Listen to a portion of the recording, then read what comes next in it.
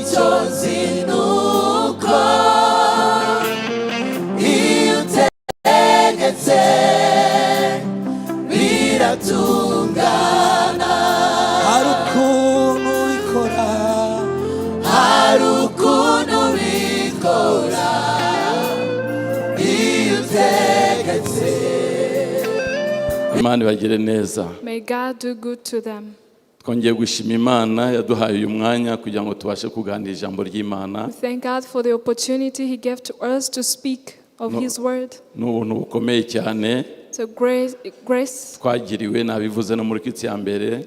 I even mentioned it in the first Si uko service. tumenyereye, ahubwo ni ubuntu bw'Imana buba buri It's kumwe not natwe. because we have the experience, it's the grace of God No that is kuba kuri always iyi with us. gahunda nabwo ni ubuntu bw'Imana. Turashima abashumba, Also having this program, we thank our pastors, umushumba mukuru dufite n'abashumba bose. Imana ibahe our umugisha. senior pastor and the rest. May God bless you. Amen. Amen. Turaganira ku ijambo ry'Imana. We are going to talk about the word of God Numvise riza mu mutima wanjye. that kept on coming into my heart. Guhishurirwa ubuntu bw'Imana biduhatira gukora imirimo myiza yose. Receiving the revelation of the grace of God, it encourages to do all the good works. Guhishurirwa Having a revelation, neza ubuntu bw'Imana properly the grace of God, uko bungana how big it is, biduhatira, it encourages, bidusunikira, it pushes us, bituyobora it leads us gukora imirimo myiza yose. to do all the good works. Buriya udafite iyi modoka itagira motere, If a car does not have hari aho wayisunika, hari naho an utashobora engine, there kuyisunika. is somewhere you cannot push it or not. Guhishurirwa ubuntu bw'Imana Having a revelation of the grace of God, mbigeranya nka moteri iba mu I will mukristo, call it an engine that mbigeranya Christian has. nk'imbaraga ziba mu mukristo. I call it the strength that is Kuko found iyo in a ukora nta Christian. kigusunika, Because when you're working hari without igihe the ukora motivation, ukarambirwa. you will get bored. Ariko iyo ukora uzima ufite target igigusunika, But when you work having a ntabwo target and have urambirwa, something that pushes you, you will ntabwo ucogora, not cease. You won't cease. ntabwo unanirwa. You won't get N'iyo weak. uhuye n'intambara, Even when you meet ntabwo with intambara troubles, ziguhagarara imbere y'uko uko ufite icyo utumbiriye. tribulations will not stop you because you have where you want to be. Uvuge ngo amen. Amen. Twumvise haleluya. Amen. Haleluya. Amen. Icya mbere The first thing, turava ubu buntu bw'Imana, Imana yabuteguye kera cyane. the grace of God was prepared before. Dusome vuba vuba mu Baheburayo igice cya 10 Let's read in Hebrews chapter 10 kugira ngo tubyumve neza. so that you can understand properly. Abaheburayo igice cya 10 umurongo waho wa 5 tugeze ku wa 10. Hebrews chapter 10 verse 5 to 10. Nicyo cyatumye ubwo Yesu yazaga mu isi avuga ati, ibitambo n'amaturo ntiwabishatse, ahubwo wanyiteguriye umubiri. Ntiwishimiye ibitambo byokeje cyangwa ibitambo by'ibyaha. Mpera ko ndavuga nti ndaje Mana. Mu muzingo w'igitabo niko byanditse kuri jye, nzanywe no gukora ibyo ushaka. Murongo wa 8. Verse 8. Murongo wa 8. Haleluya. Verse 8. Murongo wa 8.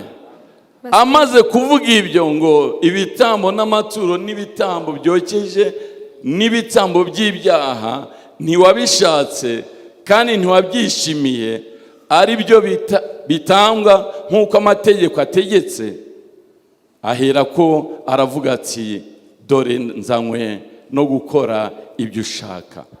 Amen. Akuriraho bya mbere gukomeza ibya kabiri. Uko gushaka kw'Imana niko kwatumye twezwa, tubiheshejwe nuko umubiri wa Yesu watambwe rimwe gusa ngo bibe bigize bitse. Ndagira ngo bibe bigize bitse. I want to hear you so that what can be Hallelujah. done. Amen. Hallelujah. Hallelujah. Bene data, Brethren, Imana n'umuhanga ukomeye cyane. God is a master.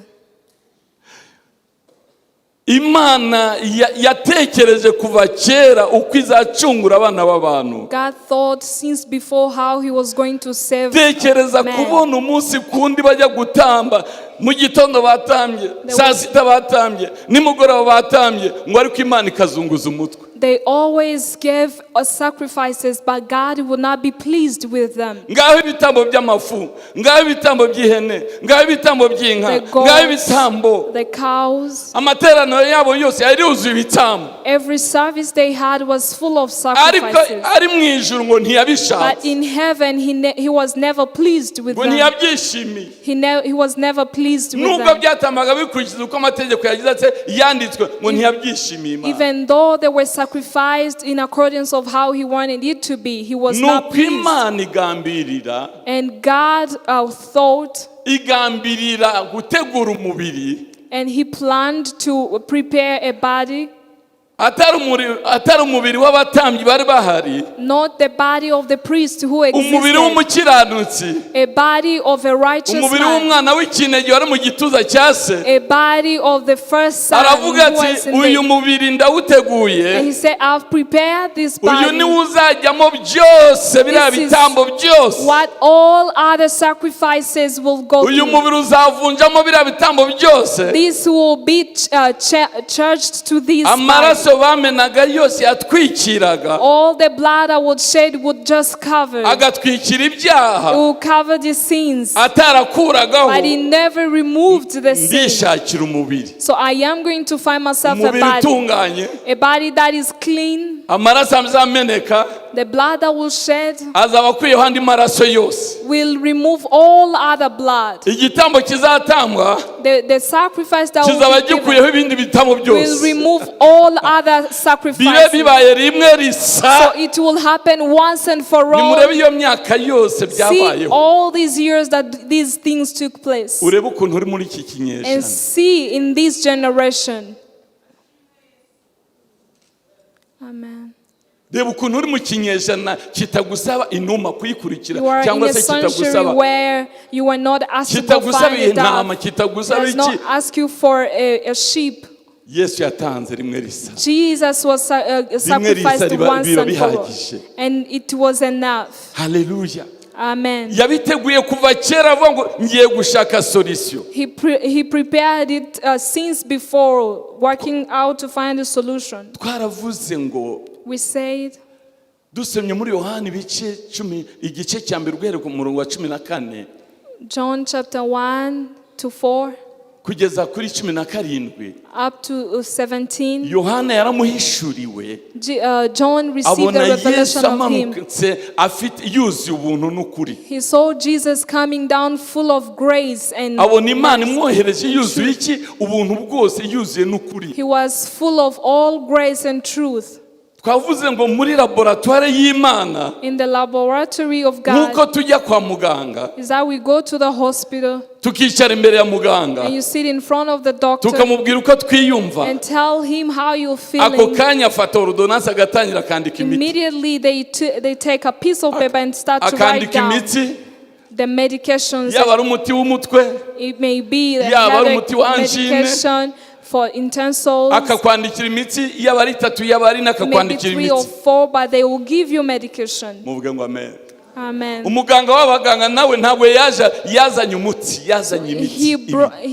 He brought 2 medications. Azana umuti witwa ubuntu. He brought a medication called grace and another one that Ngiye called truth. kuvura abari mu isi. I am going to heal the people of the world. Ngiye kuvuza umuti w'ubuntu. I am going to use the medication of grace. Amategeko yari yarabishe. Lord had destroyed them. None ngiye kuramplaza amategeko yose. Now I'm going to replace all the Ngiye laws. kuyasohoza yose. I am going to fulfill all of maze them. ntibabe bagitwarwa nayo. And they won't be led by the Muvuge ngo law. hallelujah. Hallelujah. umwami Yesu aza gusohoza iki? The Lord Jesus will train Aza us. kurangiza amategeko yose. He will remove all the law. Nimugende musome igitabo cy'Abalewi. Go and read the book of Murebe ibyo bari Leviticus. barategetswe. You see why they were commanded Murebe uko to bari do. barabwiye n'intambwe bagombaga You gutera. see all the steps they were supposed to Murebe take. abatambyi bagombaga kubikora. And the priests who were supposed to N'imyambaro do bagombaga it. kwambara. The kind of clothes they were supposed to wear. Amakabutura bagombaga The shorts kudodesha. they were supposed to sew Amakanzu for them. bagombaga kwambara. The dresses they were supposed to Kugira wear. ngo bajye gukora icyo Imana For yabasabye. them to go and do something that God has Ntabwo ari ayo asked them to mategeko do. 10 gusa. N'amategeko It's not yuzuye yari about menshi the 10 cyane. commandments. There were so many. Kandi wicaga rimwe ukaba wishe And yose. if you would just mistaken on one, you will have Maze destroyed umwami all of Yesu them. araza. When Jesus came, Muvuge ngo amen. amen. Umwami Yesu agira ate? Jesus Araza. came. Azaje kugira ute kusubiza ikibazo cy'Imana. Ntabwo yaje kuyakuraho, yaje kuvuga ngo ndayasohoza giye mu mubiri He did wawe. not come to remove the law, but to fulfill all of it through his body. Mana data banyizere gusa ngiye kusubiza ikibazo cyose giye ubwanjye sohoze byose nkuko wabisabye ngiye kubisohoza bibe bibaye rimwe risa maze mbisohoze. And Jesus said, Father God, I am going to fulfill all the law through me so that whoever accepts me, this will be a sacrifice that is done once and for all. Hallelujah. Amen. Hallelujah. Amen. Bibe bibaye rimwe risa. It will be once and for all. Umwami Yesu araza agira ati amategeko yose mu mategeko abiri gusa. And through two aravuga ati aya mategeko yose nyagiye kuyashyiramo icyo ngusaba gusa ni ugukundisha Imana umutima wawe wose n'ubwenge bwawe bwose icya kabiri ugakunda mugenzi wawe andi mategeko yose muzayasanga muri aya abiri gusa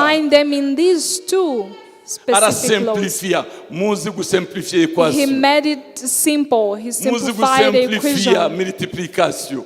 Simplifying the multiplication and made it into two. Muvuge ngo haleluya. Amen. Muvuge haleluya. Amen. Haleluya. Amen. Imana iyashyira mu mategeko abiri irangije raduha kandi ibyo ntitwabyishoboza ituha n'imbaraga zo kugira ngo tuzazishobora. Ubuntu bw'Imana nibwo budushoboza gukunda Imana nitera muri twe gukunda no gukora ibyishaka byose. Haleluya. Haleluya. Icyo dusabye ni ugucomeka. What we are required to do is to connect to him. Amen. Jesus said, I'm a vineyard and you are the branches. Every branch should be connected to me, and that's when you will be able. A phone that is connected to the electricity. Connect yourself and you'll be full in the name of Jesus Christ. And a round of applause to our King. Hallelujah. To the King of Kings. Hallelujah. Hallelujah. Hallelujah. Hallelujah. Ephesians chapter 2, verse 1 to 9.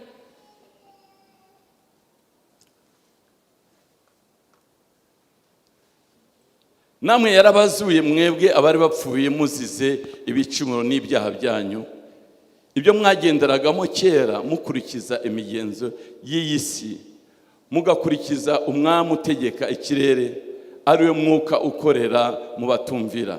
Murongo wa 3. Verse 3. Kandi natwe twahise twahoraga muri bo dukurikiza ibyo kamere yacu yifuza tugakora ibyo kamere n'imitima yacu yishakira.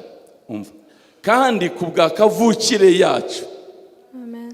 Kubwa kavukire ko mudasubiye kubwa kavukire nabivuze kubwa kavukire yanjye nawe ufite kavukire ya kubwa kavukire yacu twarabo kugirirwa umujinya nk'abandi bose. Amen. Uyu ni Paulo uri kubivuga kubwa kavukire yacu twarabo kugirirwa umujinya nk'abandi. By our nature we deserved wrath. Ariko Imana kuko ari umutunzi w'iki ntabwo Imana yacu ntabwo igira imbabazi ahubwo iratunze. God does not have mercy, but ntabwo ari umworozi. He is rich in mercy. Bajya bavuga mbese ngo umutunzi cyangwa umworozi. Are you rich or you are a farmer? Imana yacu ntabwo ari umworozi w'imbabazi. Ni umutunzi w'iki? He is rich in mercy. Imana yacu itunze iki? God is rich in mercy. He is rich in mercy. Imana ngo kuko Imana yacu ari umutunzi w'iki? Since our God is rich in mercy. Kuvuga ngo ubuntu bw'Imana bwuzuye iki? The grace of God is bwuzuye imbabazi. Ubuntu bw'Imana bwamanukanye imbabazi, bwamanukanye gukiza, bwamanukanye kwera, to cleanse. Amen. Hallelujah. Hallelujah. Hallelujah.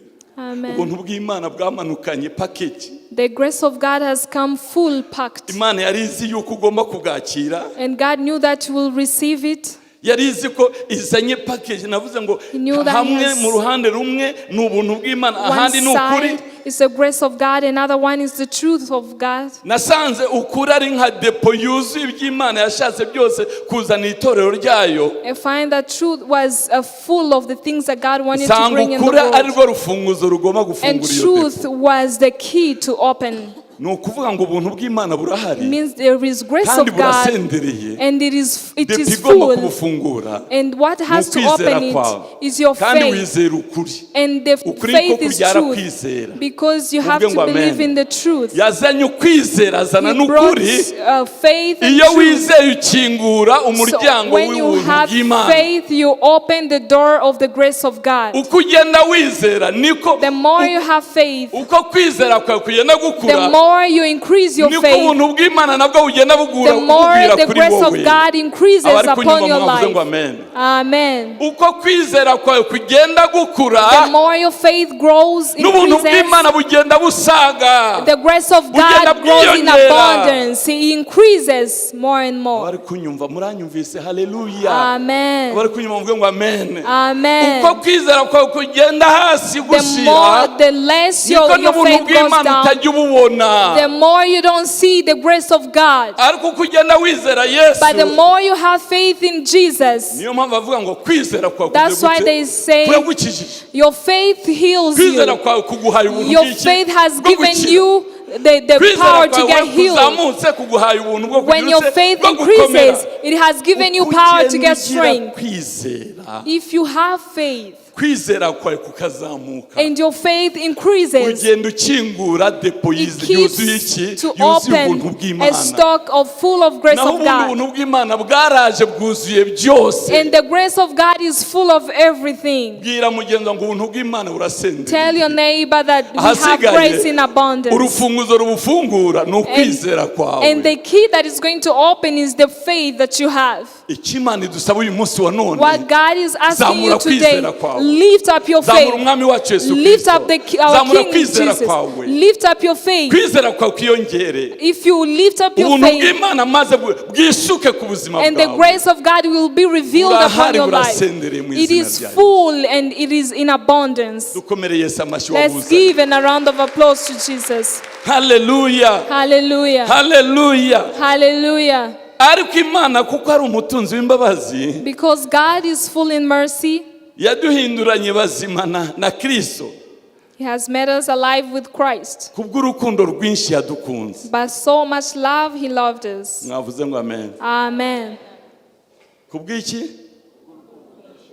By His love towards us. If someone comes and tells you, I have great love towards you, I don't know how you will feel in your body. And your wife comes and tells you, I feel like I love you so much. Or your husband comes and tells you, I feel like I love you so much. And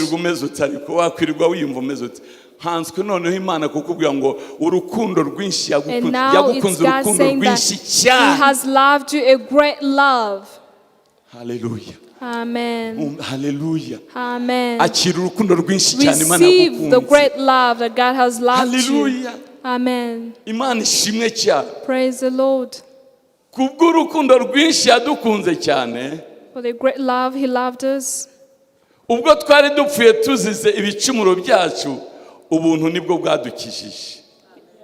Even ubuntu when nibwo bwagize butse we were saved by grace. ubu buntu bwazanywe n'iki bwazanywe n'urukundo This rw'Imana grace was brought by the Yesu love kuko ari of God. urukundo yamanukanye ubuntu Since bw'Imana Jesus was love, he came full of the grace of ubuntu God. bwazanywe n'urukundo rw'Imana Grace was brought by the love of God. muvuge ngo amen Amen. nuko ituzurana nawe itwicazanya nawe mu ijuru mu buryo bwo mu mwuka turi muri Kristo Yesu. Amen. Murongo wa 7 kugira ngo mu bihe bizaza izerekana ubutunzi bw'ubuntu bwayo buhebuje byose itugirira neza muri Kristo Yesu. Mwakijijwe nande n'ubuntu kubwo kwizera.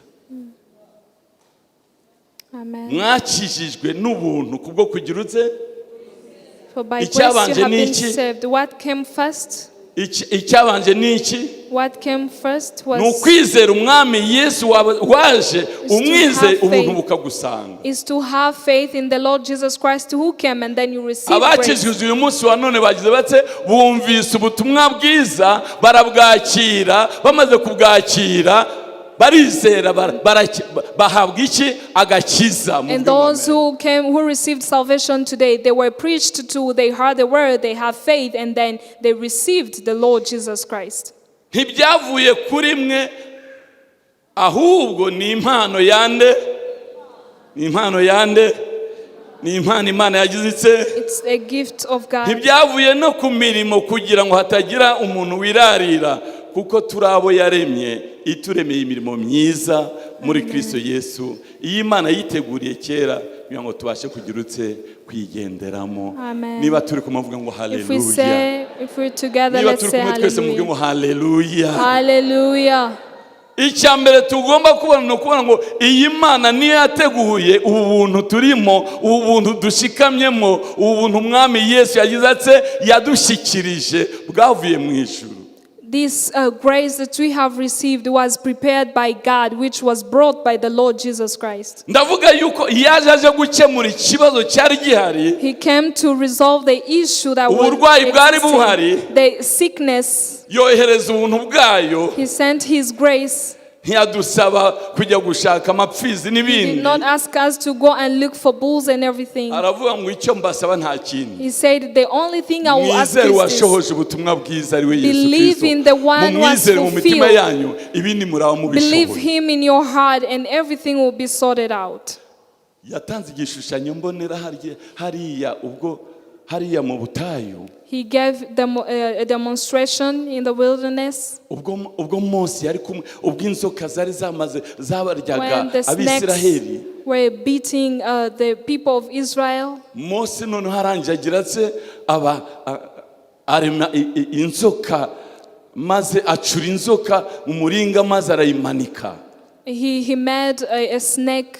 Abariwe bose abafite ubumara bw'inzoka bose aravuga ngo nimujya mutumbira iriya nzoka gukira muzaba mukiza. And he asked all the people who were bit by the snake to look at the snake. Yayimanitse aho bose barebaga. He hung it where everyone could see. Ntabwo yatoranije bamwe yayishyize aho bose barebaga. He hung it where everyone would see. Nukuvuga ngo ubuntu bw'Imana bwari bwaziye bose gukira kwari kwaziye bose. It means the healing had come for everybody. Ariko bose siko bakize. But they were not, all of them did not receive the healing. Abatarabisuzuge bakabona yuko ari Imana yabivuze bararebaga uko barebye bagakira ubumara ariko abatarakiraga barapfa. For those who did not despise the truth that God has spoken out, they would fix their eyes on the snake and get healed, but those who despised it, they died. Ubuntu bwaziye bose akagakiza kaziye bose. This salvation and grace has come for Imana ishimwe kuri hano waremeye ukakira. That you are here for having accepted.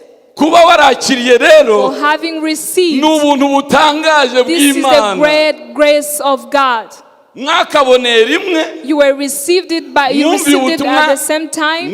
Mwumviye ubutumwa bwiza rimwe. You had a good gospel at the same time. Ariko urakira we ntiyakira. But one of you accepted and the other despised it. Kubera wakiriye ubuntu bw'Imana bwaragusanze. Since you received the grace of God, it came to you.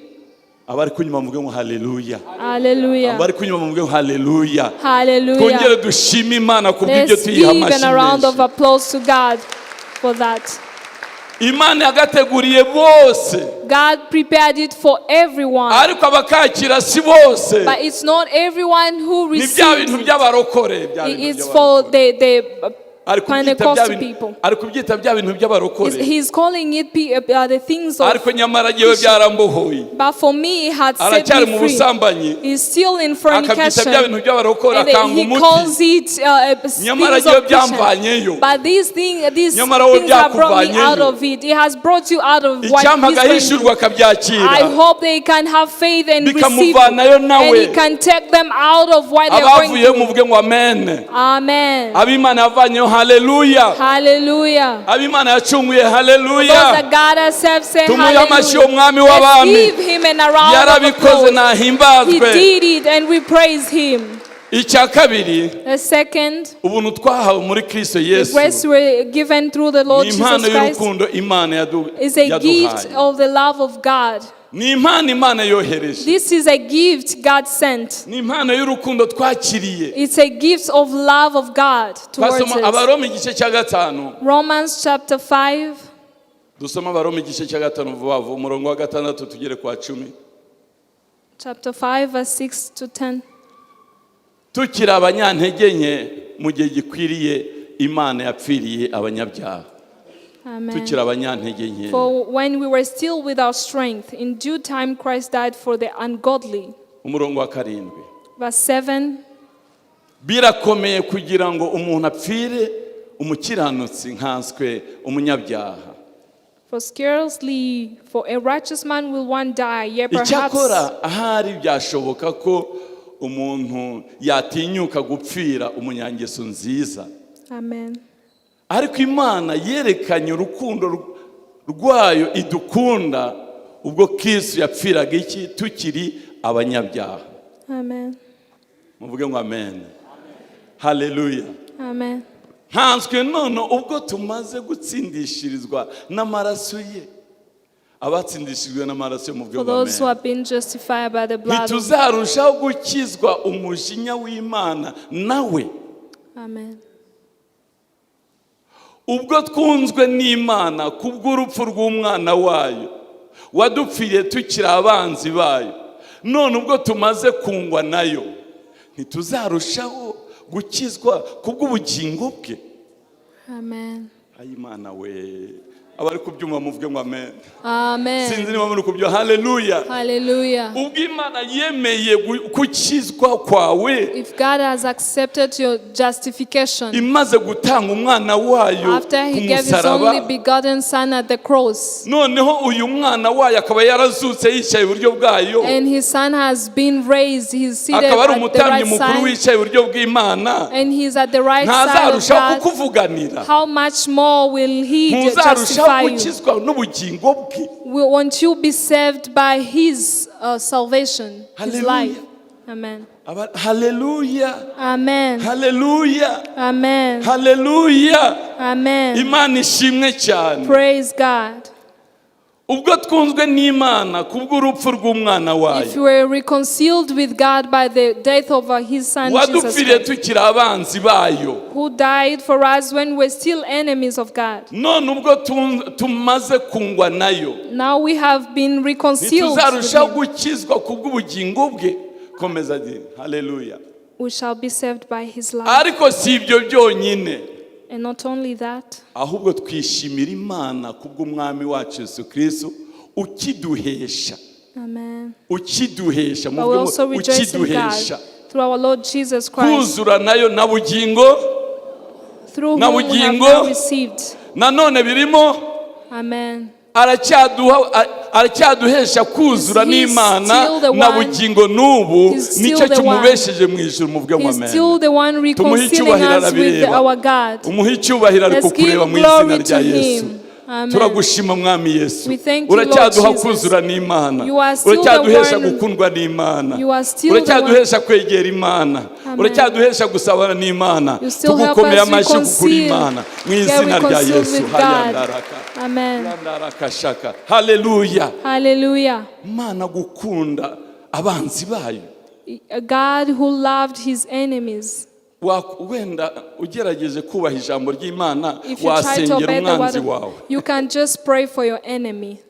Kuko ijambo ry'Imana niko risaba. As the word of God Ariko urges us to nimutekereze do. noneho But ijambo imagine ry'Imana ryo riratubwiye ngo the word of God telling yadupfiriye us tukiri abanzi, he died for us while tukiri we're abanzi still bayo, sinners. itanga umwana wayo, apana While- babiri, umwana wayo umwe While w'ikinege. we're still his enemies, he gave out his only begotten Umwe son. w'ikinege. Only his begotten son. Imutanga kubera baki abanzi He bayo. gave him out because of Abanyabyaha. his enemies, the sinners.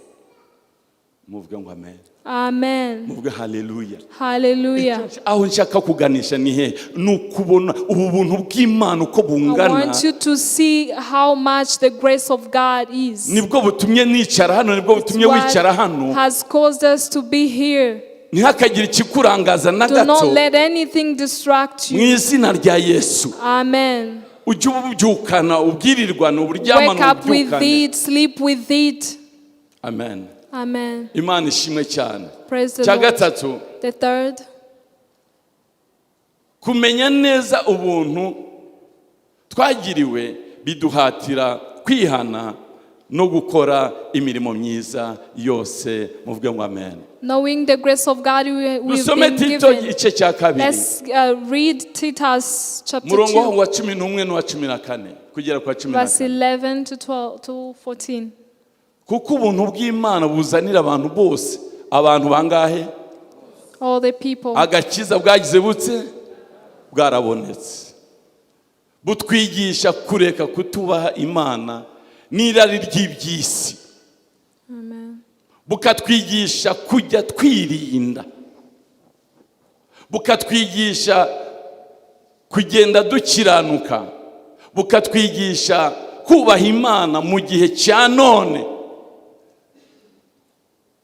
Dutegereje ibyiringiro by'umugisha ari byo kuzaboneka ku bwiza bwa Yesu Kristo, ari we Mana yacu ikomeye n'umukiza wacu. Amen. Watwitangiye kugira ngo aducungure mu bugome bwose, kandi yuhagirire abantu kugira ngo babe ubwoko bwe bwitse bugira ishyaka ry'imirimo myiza. Muvuge ngo amen.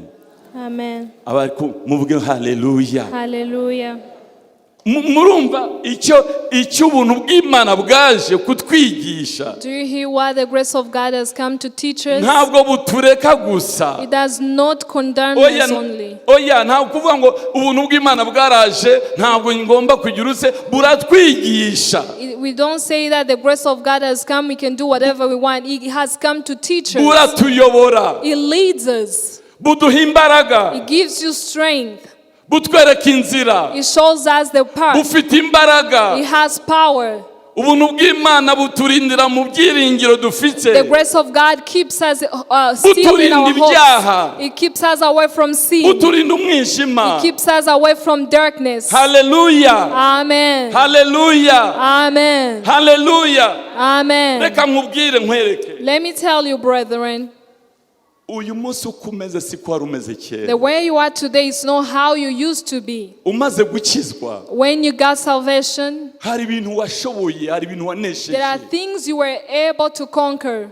Mu basore hamwe nawe hari ibyo wanesheje. Among your men, there are Mu things bagabo hari ibyo watsinze. among men, there are things you were Hari able to. ibitakigushobora. There are things that Mu no bagore hari longer have hold ibitakigushobora. on. There are things that no longer have Kubera hold on iki to you. ubuntu bw'Imana buraguherekeza. Because the grace of God escorts you. Amen. Amen. Si uko amafaranga ataryoshye, ariko kuki uyatinya, kuki amafaranga y'abantu utayakora, that money nuko is uzi not yuko ubuntu bw'Imana burakurinda. It's because you know that the grace of God keeps you. Muvuge ngo amen. bufite imbaraga zo kukurinda muri iyi He si, has power to protect you in this world. bufite imbaraga zo kukwigisha ngo iki ni cyiza iki ni To kibi. teach you that this is right and Nta this is kindi, wrong. ni ubuntu bw'Imana, Imana It yohereje is kugira the ngo grace bubashe of kugira God bubashe kukurinda that God sent so that He can be able to protect you. abanyumva mu haleluya. Amen. Haleluya. Amen. Ubuntu bw'Imana rero Imana yohereje buratwigisha. The grace of God He sent to us, it teaches us. Ntabwo butwemerera gukora icyo It does twishakiye. not allow us to do whatever we want. Pawulo yarabwanditse mu Baroma, urasanga yarabwanditse mu Bagalatiya, urasanga Paul, he wrote yarabandikiye. it in Romans, in Galatians. Bari barafashe ubuntu bw'Imana They nkaho had two grace. ari enaki babonye gusa bashobora gukomeza gukora Like ibyaha. it's something they have received that they can continue Arababwira to ngo be in ubuntu their sin. bw'Imana ntabwo butwemerera gukora And he's ibyaha, saying, ntibikabeho the ko grace dukora of ibyaha, God ubuntu bw'Imana does not bwarabonetse. allow us to do whatever we want just So, because we have it. Ubuntu bw'Imana rero buratuyobora, The grace of buraturinda, God leads us and He protects us. butwereka kwirinda, It shows us how to guard ourselves. butwigisha abo tugomba It kwirinda, tells us where we have to naho guard tugomba ourselves. kujya buratwereka. And where we have to be, it shows us. Mwavuze ngo amen. Amen. Vuga ngo amen. Amen. Iyo bishoboye rero ntabwo ari imbaraga zawe, If ni you are ubuntu bw'Imana able, bwagushoboje. If you make it, it's not you, it's the grace of God that has enabled you. Iyo ushoboye aho abandi bahungu abandi bakobwa bananiriwe, ni ubuntu bw'Imana bwagushoboje. If you are enabled where other ladies or young girls have failed, it's the grace of God that has enabled you. Iyo bishoboye aho abandi bagabo bananiriwe, ni ubuntu bw'Imana buguherekeje If you make it bwagushoboje. where other men have failed, Mukomere Imana it is the yacu grace of kubw'ubuntu God that bwayo has mu izina enabled rya you. Yesu. Give grace, thanks to God. for Dushobozwa that. n'ubuntu bw'Imana buhora We are- buturinda umunsi ku We are wundi. enabled by the grace of God that always is with us. Uko ugenda wakira ubuntu bw'Imana rero, The more you receive the grace of God, niko bugenda buguha the imbaraga. more it gives you strength. Oh, hallelujah. Hallelujah. Hallelujah. Hallelujah.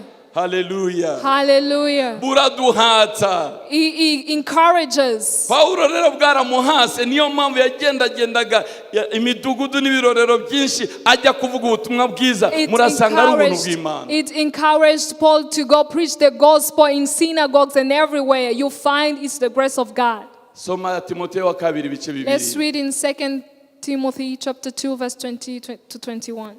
Hasome vuba vuba, tuhasome vuba vuba.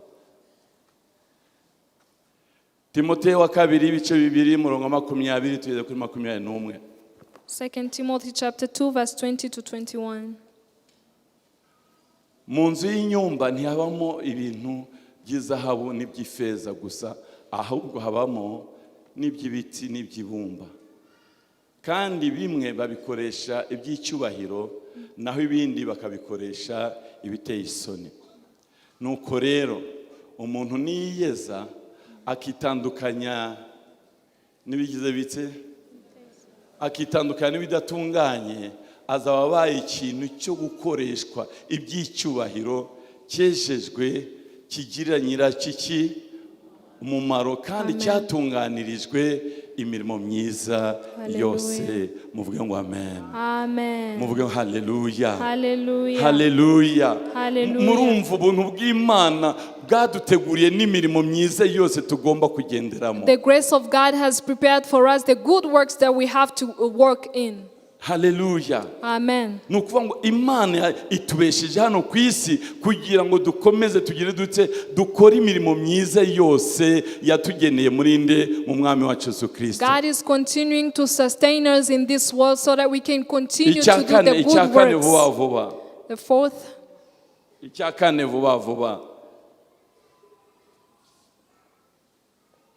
Yesu yiteguriye, Jesus is ready. yaduteguye kwakira urukundo, yateguye kwakira urukundo rwe rwinshi, kuko uwabariwe byinshi akunda cyane. Jesus is ready to receive your great love because whoever has been forgiven greatly will love greatly. buriya Yesu kudukunda cyane kutubabarira byinshi Jesus loving us so much and forgiving kwari us so kugira ngo much natwe tumwereke urukundo rwinshi was that so as giving him so much love as ahora well. ategereje urukundo rwacu rwinshi. He's always ready to receive our natanze great urugero rwa love. Pawulo. I gave an example of Paul. Murebe Pawulo See Paul.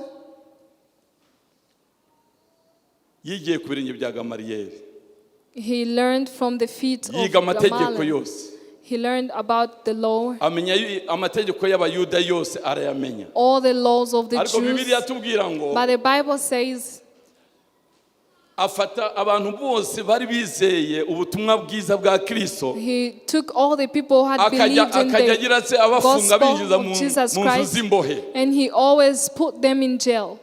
Stefano nawe wari wuzuye ubuntu bw'Imana. And Stephen who was filled Stefano wari with the wuzuye grace of, kwizera that kw'Imana, was filled with the faith of God. baramufata baramwica. Pawulo nawe yarahagaze aho ngaho. They killed him and Paul was standing right there.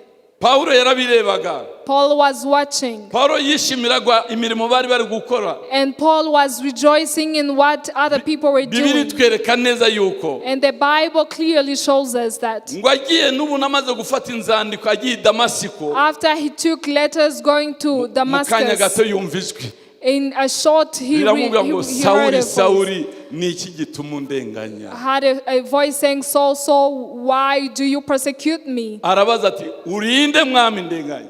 And he asked, who is you, my Lord? Yesu yivuga izina ndi Kristo urenganya. And Jesus mentioned his name, that I am Christ whom you are persecuting. Nabivuze muri Kristo ya mbere. I said it in the first service. Yaramurengananya. He was persecuting him. Yaramutoteje. And he Atoteza abigishwa bose. threatened him and all the disciples. Yarakwiriye iki? Sawuli yarakwiriye iki kwinjizwa mu What nzu was y'imbohe? Saul deserving? Yarakwiriye gufungwa He deserved to be put in kubera prison yarenganyaga itorero ry'Imana. because he was persecuting the church of Christ. Yesu yamweretse ikibazo, And Jesus showed him a ariko problem. amaze kumwereka ikibazo ntabwo After he showed him yamufungishije. a problem, he did not put him in prison. Reba Yesu utaragize ikibazo bamujyanye kwa Pilato, Jesus, who did not have a problem when they took him to ariko Sawuli Pilate. wishe abantu ntabwo we bamujyanye But kwa Saul, Pilato. who was killing people, he was not, Kuko yahuye na Yesu. was not taken to Pilate because Umva he icyo met Yesu with yakoze. Jesus. This is what Jesus did. Genda ujye Damasiko He told him, ndakwereka ngo "Go." ahava ari impumyi hanyuma ajya mu nzu yo kwa He Simoni. went blind and Jesus told him, go to Damascus, I'll show you what you have to do. Yohereza umugabo witwa Ananiyasi ngo genda ujye He guhumura sent a man Sawuli. called Ananias to go and take Ari kwa away the Simoni. blindness. Ananiyasi aravuga ati ariko nyakubahwa we He said, Master, no, I cannot. ntabwo uzi ibyo amaze iminsi ari gukora ari Don't kwica you abantu. know the things he has been doing, None killing uranyohereza people? kugira ngo njye kugira utse Now you're kumureguramo. sending me to him. Aramubwira ati oya genda kuko ari igikoresho Said, niboneye "Go, kizakora iby'icyubahiro because I've cyanjye." formed myself Aho a kugira ngo vessel. mujyane muri priso Instead of yahindutse taking him to igikoresho prison, cyande he yahindutse has igikoresho turned cy'umwami w'abantu. to be Dore my umva ubuntu vessel. bw'Imana uko bwadusanze. Haleluya. That's how grace Hallelujah. found us. Hallelujah. Haleluya. Amen. Bibiliya tubwira ngo nuko The Bible says Ananiya aragenda asanga amaze iminsi Ananias, itatu he yiyirije found atabona Saul had aramuhumura. spent 3 days without Ako eating. kanya uhereye uwo munsi atangira kuvuga ubutumwa And bwiza from bw'umwami that wacu day, Yesu his Kristo. eyes were open and he started preaching the gospel. Uyu mugabo rero This yahise man, amenya ubuntu bw'Imana uko now bungana. he received the grace of God and he came to Yahise know avuga how ngo- great he was. Aranavuga ati ubu butumwa bwiza mabwira nta he muntu said, wawunyigishije. This grace that I'm speaking to you about, N'intumwa nobody told me zabanjirije about it. kubana n'umwami wanjye Yesu ntabwo arizo zanyigishije. Even the disciples who once Ubu butumwa lived with bwiza our Lord mabwira Jesus bw'ubuntu Christ bw'Imana never preached it. nabuhishuriwe n'umwami Yesu. I received the revelation of this grace of God Ni through the Lord wabumpaye Jesus Christ. kubw'ubuntu bwayo ni He is wabumpaye. the one who gave it to me by grace, Kugira ngo mugeze no mu so banyamahanga. that I can take it to other nations. N'abanyamahanga bakira iki? Bakira Even agakiza. the Gentiles can be able to receive salvation. Uwababariwe byinshi The akunda one who cyane. has forgiven greatly will love greatly. Yarababariwe amenya ko yababariwe. He was forgiven and he knew that Akorera he has been Imana forgiven. yivuye inyuma aravuga ngo And he urukundo served rw'Imana God. ruraduhata Zealous. ruradusunika. The love of God pushes us. Imbabazi z'Imana The nizo grace of zituma God nkora ibyo ndi gukora. Is what enables you to do the things you are Urukundo doing. rw'Imana nirwo rutuma ndi The gukora ibyo ndi love of gukora. God is what pushes me to do the things that I am doing. Dusoma Abikorinto ba mbere igice Let's read cya in 1 Corinthians chapter Abikorinto ba mbere igice cya 15. 1 Corinthians chapter 5 duhere ku murongo waho wa 10 maze murebe. from verse 10. Badushyireho shiraho Abikorinto ba mbere 15 umurongo waho 1 Corinthians chapter 15 tugeze kwa 15. from verse 10 to 15. Ariko ubuntu bw'Imana nibwo bwatumye mba uko ndi, kandi ubuntu bwayo nahawe ntibwabaye ubw'ubusa, ahubwo nakoze imirimo myinshi iruta iya bose, nyamara sijya, ahubwo ni ubuntu bw'Imana buri kumwe nanjye. Komeza. Nuko rero ari igihe cyangwa bo, ibyo nibyo tubabwiriza, namwe nibyo mwizeye, muvuge ngo amen. Amen. Amenyeye neza yuko ubuntu bw'Imana aribwo He bumusunika. understood that the grace of God is what pushes him. Amenye neza ko ubuntu bw'Imana aribwo bumushoreye. He understood that the grace of God was the one pushing him. Amenya ko ibyo akora byose ari ubuntu bw'Imana bwabimushoboje. And he understood that whatever he's able to do, he's pushed by the grace of God. Musomye hari ibice byinshi bigaragaza uko yababaye nuko If you yavunitse. read, you will see many pain he went through. A lot of Yarashonje things he cyane. went. Umunsi umwe ngo baramukubita bagira ngo One day yapfuye. they beat him and they thought he was dead Barakurura bamushyira hakurya pulled hirya him. y'umudugudu. and placed him aside of the city. Ngo abera b'Imana baramugota baramusengera. And the righteous men of God Bamaze surrounded kumusengera him. ngo arazanzamuka They arahaguruka. prayed for him and he Asubira came mu yindi alive. midugudu kubwiriza ubutumwa And he bwiza. went back to the villages to preach the gospel.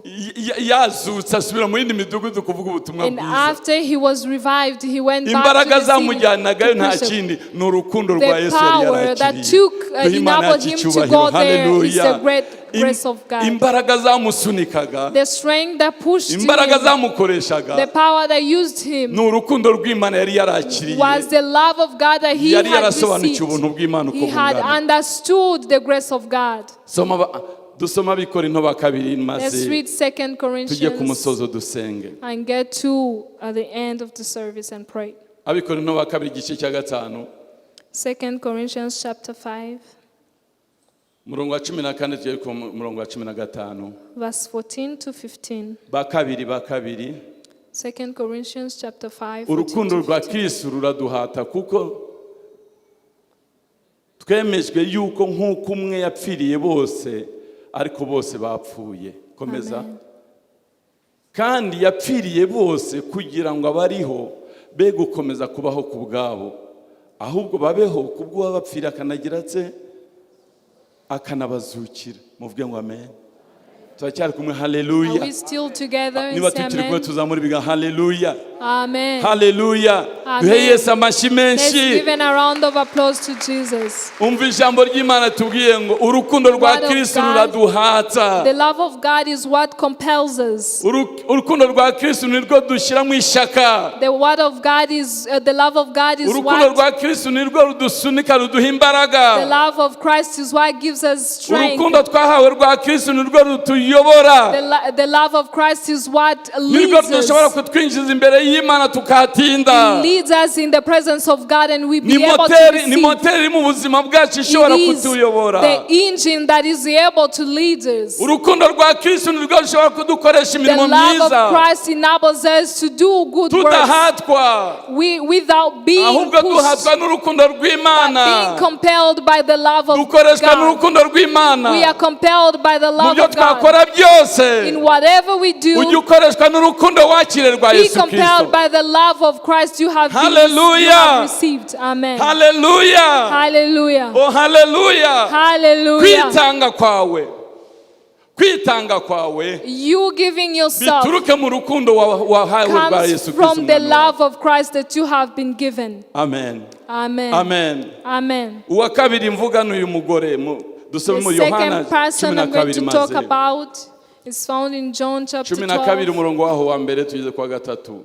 verse 1 to 3. Nuko hasigaye iminsi 6 Pasika ikaba, Yesu ajya i Betaniya aho Lazaro uwo Yesu yazuye yabaga. Bamutekererayo ibyo kurya bya nijoro, Marita arahereza. Kandi na Lazaro yari umwe mu bicaranye na Yesu basangira. Nuko Mariya yenda igice cy'indatsira cy'amavuta meza nk'amadahano y'agati kitwa narada y'igiciro cyinshi cyane, ayasiga ibirenge bya Yesu, abihanaguza umusatsi we. Inzu yose itamamo ayo mavuta.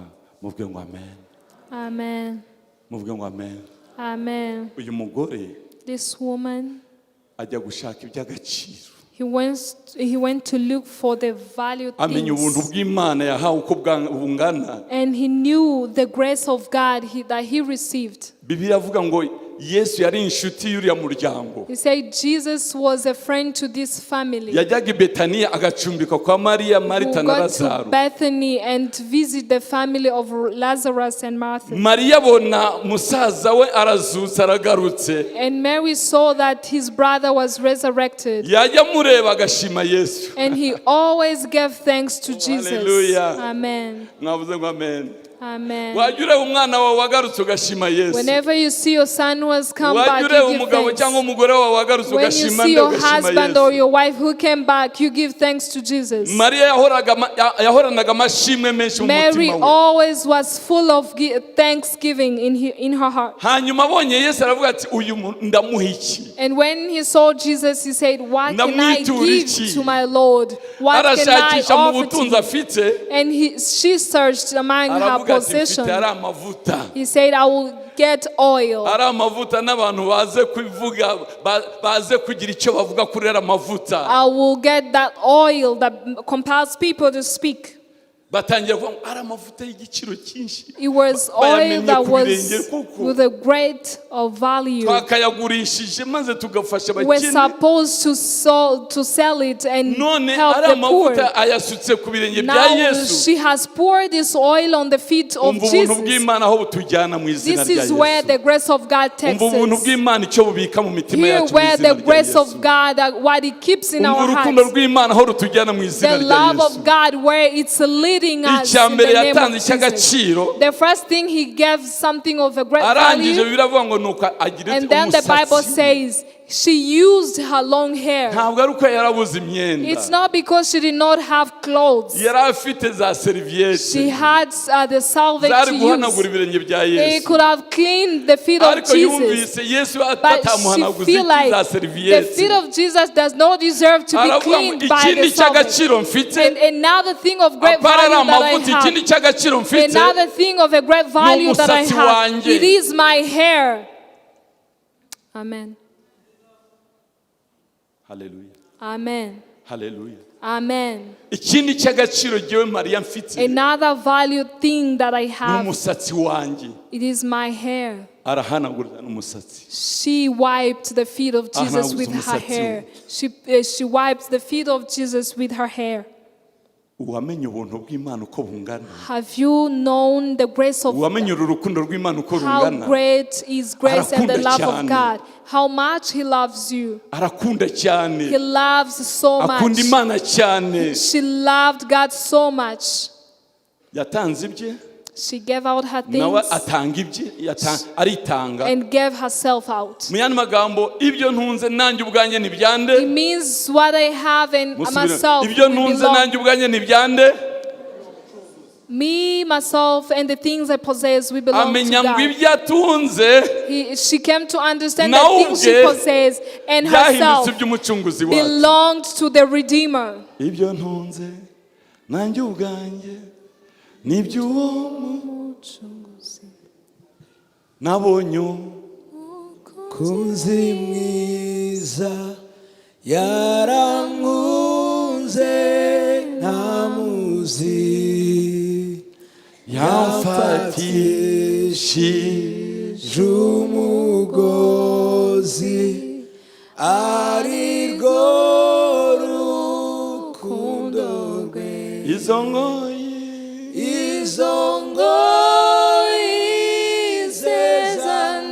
zezaneye kubimbataye rwose genduwe nawe n'uwanjye kugeza iteka ryose. Paulo yarasobanukiwe amenya aho Paul avuye. understood where he was coming Uyu from. mugore yarasobanukiwe amenya aho avuye. This woman understood where she was coming from. Nababwiye aho navuye. I told you where I came from. Reka mvuga akantu kamwe gusa. If I just say one thing, Ndi Kinshasa. when I was in Kinshasa, Kubera nari naguye mu mafaranga. I had money Nyakoresha ibyo nishakiye. and I used it how I wanted. Noneho ingaruka zibi zo kurwaragurika buri munsi. And the consequences was always being sick. Abasore twari kumwe.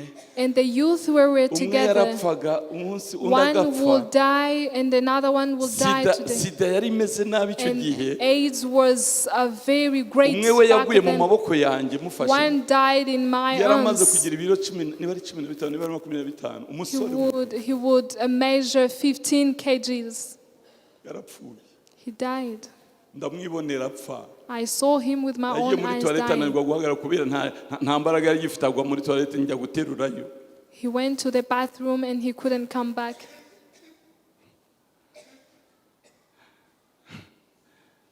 Tekereza izo nzira zose banyuzemo. Imagine all these ways they Nizo went nanjye through. nanyuzemo. And they are the same ways I went through. Barapfuye mbareba. They died and I was able Jewe to see mbaho. them. And I lived. Uyu munsi wa none murambona And mpagaze now imbere you can yanyu. see me standing in Sinzi aho front wowe of you. wavuye. I don't know where you come from. Sino guhagarara imbere yanyu.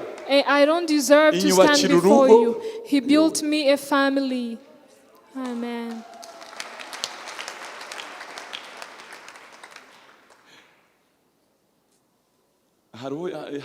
Pastor yarabivuze ubushize. Pastor mentioned it. Buri tariki 15 narwaraga malariya.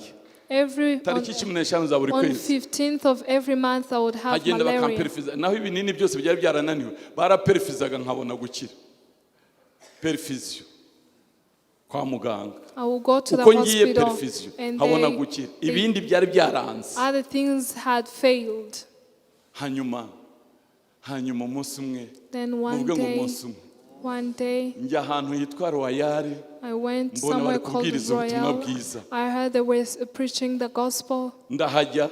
I went there. Ndinjira. I entered. Mbona barabwiriza. And I heard them preaching.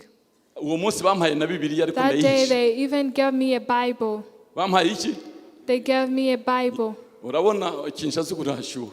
You see how Kinshasa Nambaraga was. ikoti kugira ngo mbikemo Bibiliya. I would wear a jacket for Hatagira me umuntu to ubona keep yuko in the nagizemo. Bible, so that no one will Nakijijwe. know that I've been Nambaraga saved. ikoti ngashyiramo I Bibiliya. would wear my Nkaza jacket kurivanamo ngeze muri and put sale. inside Nkabona the kuvanamo Bible, Bibiliya. Ariko and nataha mu rugo muri quartier banzi. But when I reach Bibiliya ntibayibonaga. to my neighborhood, I will keep my Bible so that no one will see it with me.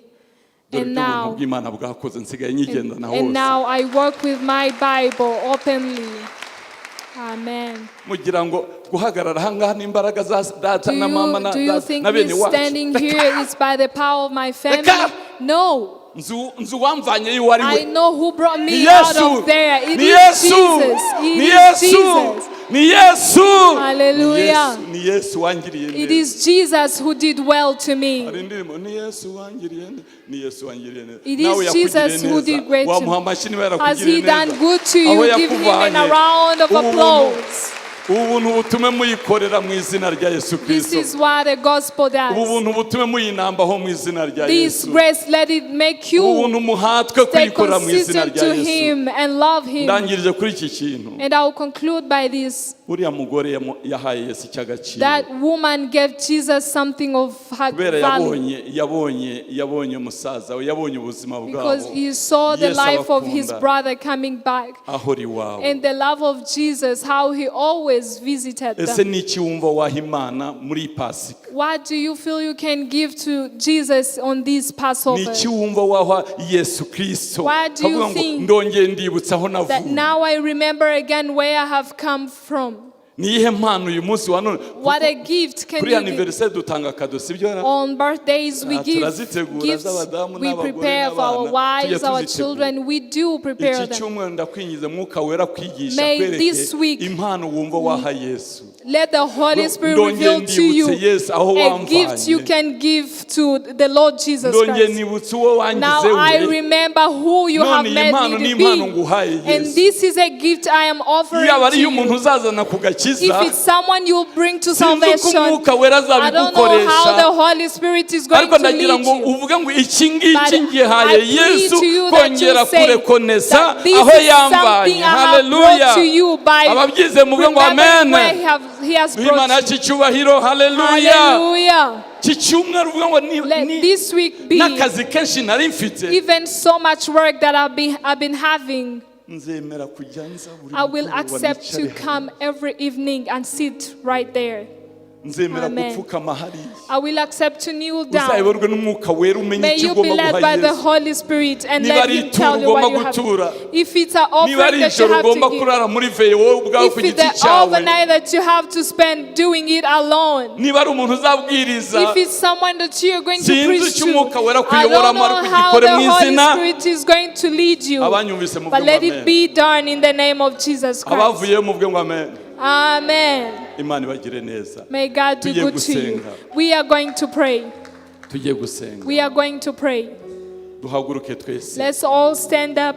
Reka duhaguruke twese. Let's all stand up. Hanyuma umushumba aradusabira umugisha. And a pastor will Maze bless ubuntu us. twavuze arabutwaturiraho twese. And the grace we have mentioned Ubuntu will be twavuze declared upon all of bwuzuye us. byose uri gushaka muri And the Yesu. grace of God is full of Ngiye everything that we kubanza need in Jesus nahamagara Christ. wa wundi wumva ko uyu munsi wa none And that person who feels like today adashobora kugenda that adahakiriye they Yesu. cannot work without Jesus. Wakire Yesu Kristo May umwami you wawe. receive the Lord Jesus Christ. Wumvise aho yamvanye. You heard where He Ubu brought me ndafata from. mikoro aho navuye hari hakomeye I cyane. can take a microphone. I came from afar. Hallelujah. Wazamura ikiganza musore You wanjye maze can lift ukakira up Yesu your Kristo. hand and receive the Aho Lord uri Jesus zamura ikiganza Christ. uvuge ngo uhereye umunsi wa Wherever you none are, you nanjye can ndemeye lift up your nakiriye Yesu hand and Kristo. accept to receive the Lord Jesus Zamura Christ. ikiganza neza nkubone Lift neza up your neza hand so that I ntasoni. may be able Imana to see ibagire you. neza May muzamure the Lord ibiganza be good muzamure to you. ibiganza. Lift up your Zamura hand. nabo hejuru nta kibazo. Even the Haleluya. people from upstairs, you can lift Abari up hano your niba hand. mwakiriye nimuze vuba vuba If you tubakire. are here and you want to Nimuze receive vuba the vuba Lord Jesus dukomere Christ, Yesu amashyi tubakira come forward twishimye. as we give in a round Karibu of karibu applause to karibu our abahungu God. beza n'abakobwa beza Come, nimuze. beautiful ladies and Nimuze gentlemen. mwakire Yesu Kristo. Come and receive the Lord Jesus Ntaso Christ. nifite uretse Hallelujah. izi byaha byanjye. Zajya niratagusa kuwo musaraba. Ntaso niwe. Ntaso nifite uretse Ngwino. izi byaha Abavuga butumwa mubegere. Zajya turagutegereje nawe wisubirayo. N'uyu munsi wa none ntabwo ari ejo ni none. Ntaso nifite uretse izi byaha byanjye. Ziratiki Zajya niratagusa ayiwe. Reka twakire umushumba aze. Let's welcome the Umushumba pastor. aze adufashe kubakira ndetse n'abamama bari hariya nibaze. Karibu mama dukomere Yesu amashyi tumwakira n'umwana we. Imana ibahe umugisha. Imana ibagire neza.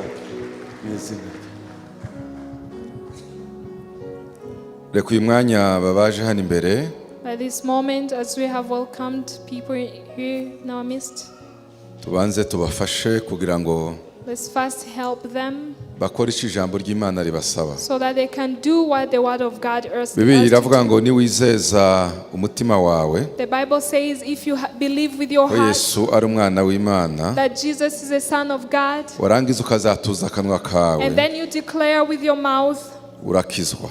you will be saved. uyu mwanya rero bagiye gusubiramo tubafasha gusa. Now we are going to help them repeat muvuge ngo after us. abari aha mwese mwaje kwakira Yesu, muvuge ngo mwami Everyone who Yesu, has come here to receive the uyu Lord. munsi wa none twumvise ijambo ryawe, turizera neza mu mitima yacu ko Yesu ari umwana w'Imana, yaje mu isi kugira ngo apfe azira ibyaha byanjye. Uyu munsi wa none ndamwizeye, umutima wanje wizeye ko mbabarirwa kubera Yesu ibyo yakoze ku musaraba, mzatuje akanwa kanje. Umbabarire ibyo nakoze byose kubera icyo gikorwa Yesu yakoze ku musaraba. Uyu munsi wa none unyandukure mu gitabo cy'urupfu, unyandike mu gitabo cy'ubugingo, mpinduka umwana w'Imana. Ndizeye Yesu, nizeye Yesu, nizeye Yesu, kandi byatuje akanwa kanje. Ni mu izina rya Yesu Kristo, amen. Reka mwese murambure ibiganza byanyu mwerekeze hano tubasengere, n'abari kumwe nabo babasengere. Mwami Yesu, turagushimira umwanya mwiza. Ijambo ryawe riratubwira ngo ijuru iyo ari umuntu umwe gusa wizeye, impundu zizaziba. Noneho si umwe gusa, ni benshi, impundu ni nyinshi cyane. Turashima kuri aba bana bawe bizeye kandi bakiriye Yesu nk'umukiza n'umwami. Uru rugendo batangiye ugendane nabo, ubashoboze, ubarinde, ubatsindire. Mana, barutangiranye nawe kandi bazasoze bari kumwe nawe kugeza bageze mu bwami bw'ijuru.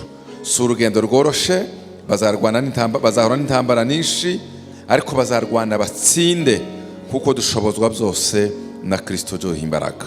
Urakoze kuko ugize neza. Turakwereka umugaragu wawe wakoresheje ijambo ry'Imana ryururutse, umuha umugisha, kandi n'umuryango wiwe wose ukomeze umuhishurire byinshi, kugira ngo Mana akomeze abe umugisha kuri benshi. Turasabira iteraniro ryose kugira ngo risobanukirwe, rimenye ubugari bw'ubuntu bwawe. Twari abo gupfa, twari abo kurimbuka, twari babi, nta nawe wabitekereje kubisaba. Waraje udusanga, udukingurira umuryango, uduha agakiza ku buntu.